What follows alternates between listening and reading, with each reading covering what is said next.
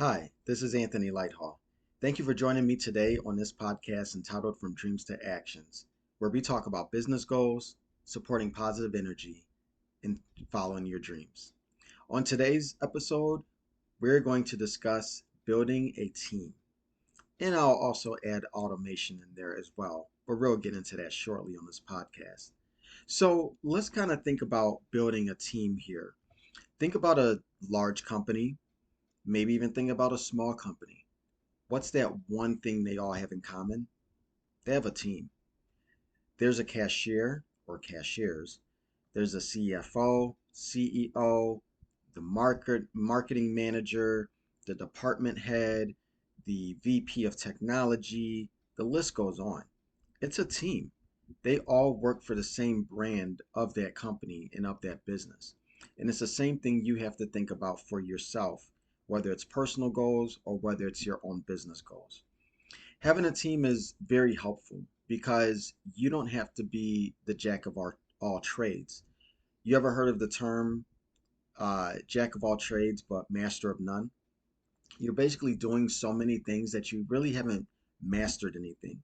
You're very knowledgeable. You know how to, build things. You know how to construct. You know how to be strategic. You're really good with handling money. But let me tell you, there's people out there that are better and smarter and faster than you with those things, especially if you're just kind of that jack of all trade. Now, I'm not saying don't teach yourself these things. I'm not saying just limit yourself. No, be knowledgeable, but don't think that you are the expert in it if you haven't dedicated that time, that focus, and that passion with these different topics or these different ways of, um, running your business. Okay, so delegation is really helpful in this, and I'm throughout this show, I'm going to use an example of constructing a home renovations. Let's start with that. When you're home renovations or building a home, you have the plumber, you have the roofers, you have someone pouring concrete, you have the landscaper, you have the what's it called, framers that do the frame for the house. You have people who are experts in building decks and outdoor patios and basements. It's the list goes on. Interior design. It's a whole team. Imagine you trying to do all of that. Yeah, you may be knowledgeable in interior design, exterior, and you know the different paints and what kind of furniture to put in and staging and framing. That's a lot. That's a lot of time, a lot of investment, a lot of education, a lot of ways that you've had to fail over time in order to be an expert in that. So a lot of times it's better and smarter and faster to just hire someone to do those tasks so that you can free up time to really focus on what you enjoy most and what is more passionate to you and what you are the master and the expert at doing. You following me on that? So again, it goes back to kind of being that jack of all trades but a master of none. That's really is really critical, and that's a true statement.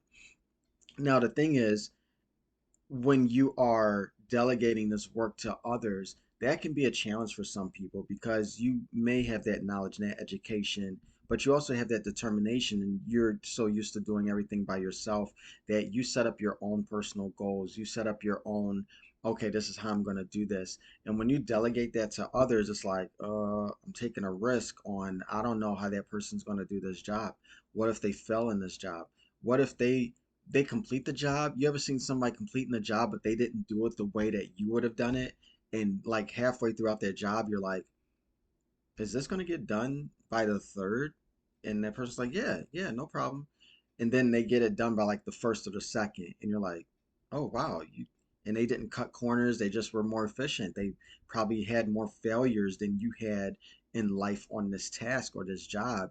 And so that's how they kind of learned to be a little bit more agile with it. Um, so delegating work can be a challenge for most people, but you do have to take that risk. And I would advise start small when you're delegating that work. Start, I don't know, maybe have a social, you're so used to posting and taking pictures and videos, and that takes a lot of time when you're uploading content and doing reels. Maybe you hire someone to just be your social media manager. Take that off your plate. that frees up probably uh, uh, just throwing numbers out there, that probably frees up an hour per day, which is if you're on a 5 day schedule, that frees up 5 hours in a week, and you can pay somebody else to do that, and they're probably better at it. You can get somebody who's a little bit more savvy in posting and knows how to, kind of work with images and words and catch the eye of the viewer. If you're a roofer and you love roofing and you're getting into social media, it's not going to be something you're really passionate about, or you're going to probably forget to post. You're not going to be as consistent. You all are following me here. So basically, start delegating that work. Start small and then seeing how it goes from there. And the other thing with delegating work is, you're working with different personalities, you're managing people, you're understanding different work ethics. You can probably start learning from them. It's a great opportunity to just, it's diversity of mindsets. Um, it's a challenge for you to probably work with challenging people, or people that really know what they're doing in this field. So it really helps you out, with managing people overall when you're delegating, managing that process, which is easier. Maybe I shouldn't say the word easier, but it's more tolerable or more digestible to manage that process instead of managing that process and also being in that process or in that business. uh, I'll say the other thing with managing people is, um, like I said, you learn from them, but also, um, you are taking on a responsibility as a mentor a lot of times. This may be the first opportunity somebody is giving this person who is really skilled at what they do, or vice versa. They could be very knowledgeable and skilled and been used to being managed by others, but you're taking on a leadership role as a mentor because this may be your project. This is your baby. And now you're delegating a portion of this so that it can come into fruition, and you're mentoring that person throughout that process to make sure it's getting done on time. Maybe they have questions for you. Hey, how does this look? Do you like it like this? Or, I was thinking probably painting in this color because it's going to really bring out the light, especially when the sun shines. A lot of different things like that. So that mentorship, that learning, uh, that all comes into managing a team or building a team in that process. Okay. Um, the next thing with building a team is, I mentioned this in the beginning, it frees up your time. So frees up your time to do what you are a master in doing and what you're passionate about doing, but also other things behind the scenes that aren't so labor intensive or hands on. Let's say we're still using the example of uh, building a home. You may be you may be a wholesaler or flipping houses, and you need to search for other deals. So while this is going on with someone demoing a unit, you can't be in there demoing too with a sledgehammer. You have to go and, as they say, drive for dollars, where you're driving around and you're looking at dilapidated homes or other opportunities of homes that you can, see if you can make a deal with. There's other things you have to do. You have to, uh, um, there's other meetings, with people that you may be wanting to interview for, who pour concrete really well, or, do really good landscaping. If you're doing a demo, you don't have time to do that. There's just a level of professionalism where you need to make time for other things that are behind the scenes. Again, using this example of, just overall call it real estate, home renovations and things of that nature. And then lastly, getting more sales. Um, Again, like I said, the meetings, the sales, the connections, the networking, that all takes time. That's just another level of mastery, for you to do that, especially if this is your business or this is your something that you are building. Last thing I'll say, and I mentioned this in previous podcasts, if you've listened in, you know, your wealth is your health, and taking time for your mental health is so important. You're a jack of all trades. You're not sitting down. You're not sitting down. You're not resting. You're always thinking because you are responsible for everything. Yeah, you may be tossing and turning, thinking, okay, is this project going to get done in time when I gave it to Suzanne? But when you're actually in that project, you're never stopping, and that can really affect your sleep, really affect respiratory system, your diet, your stress levels. So delegation can really help with that. With really take being able to take a mental break, or take a vacation, whatever you need to do, some type of outlet, when delegation is properly put in place, can really help you throughout your business. Um, the other thing I wanted to mention too, was expanding your business. Building a team that can really help to expand your business. I see a lot of people when I go to like different events, uh, market events, or vendor events. You'll see people that are handing out flyers. I'll come back to my car and there's flyers in my car.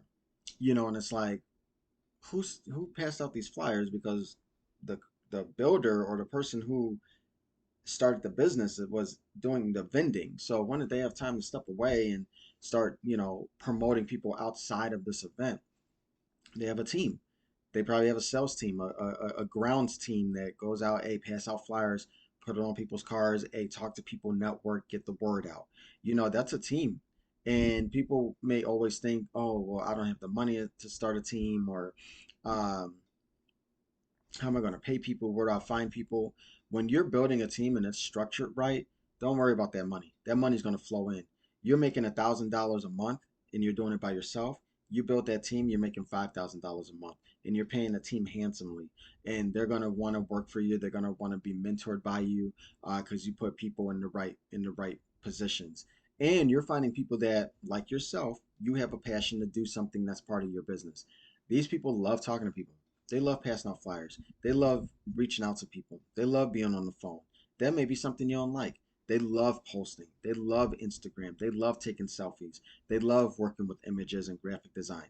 That may be something you don't like to do. So delegating it to people that really enjoy it, it's a little bit more at ease. It kind of irons out those wrinkles for you, because now you don't have to spend time to research and benchmark and learn and fail and come back, and all of those other things that you have to do in order to be a master of something. Okay. Going back to the expansion, um, of your business, there's times too when you're walking around the neighborhood. Let's say a garage was built, and it's built by Johnson and Brothers, and they have the sign on their on that person's garage, and now I'm driving past, I'm a neighbor 2 blocks away, and I'm like, oh, that's a nice garage, and it's like Johnson Brothers, they made that garage, and so that really helps too when you have the right team. You're not forgetting things like that. Sometimes you forget things like that. You forget to gather customer information and emails and doing fun things with a raffle if you're at a vendor event, or if you're working on a project somewhere and you're forgetting to put your sign in the lawn, or on a mailbox or something, because you have so much going on. You're a master of everything, or a jack of all trades and a master of none, where you're forgetting some things that are really critical to that could elevate your business. And having that team can help you really get back on track, or remind you to do things that you probably were gonna, forget absently. You're just human. It happens. Um, so the thing is, overall, just delegate work. Start learning how to do that. Like I said, start small. I use the example of social media. You could have somebody who's really good with the books. Somebody who's good in accounting, good with counting money, and just really good with finances, and kind of delegate, that work there. Just start small. Just give them small little projects to work on, and kind of test them out from there. And then, hey, they're the manager, that they're the leader. I trust what they say.